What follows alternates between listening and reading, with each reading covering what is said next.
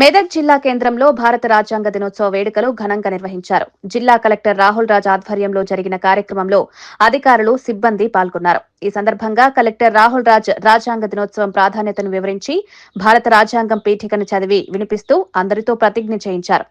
సార్వభౌమ, సామ్యవాద, లౌకిక, ప్రజాస్వామ్య, గణతంత్ర రాజ్య భావాలకు అనుగుణంగా నడుచుకుంటామని హామీ ఇచ్చారు.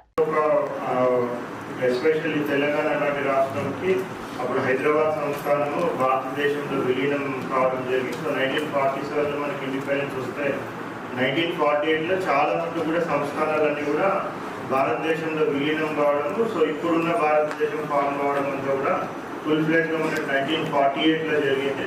బట్ దానికన్నా ముందే మనకి కాన్స్టిట్యూయెంట్ అసెంబ్లీ అనేది ఇండిపెండెన్స్ రాకముందు నుంచి ఎస్టాబ్లిష్ అయ్యి కంటిన్యూ అయిపోతూ వస్తూ ఉంది. సో దాని ఫైనల్ రిపోర్టు మనకి ఇచ్చి అది అప్పుడు ఏదైతే ఏర్పాటు చేసినారో అప్పుడున్న పార్లమెంటే కాన్స్టిట్యూయెంట్ అసెంబ్లీ కింద కూడా అది ఫంక్షన్ అవుతూ ఉంటాయి.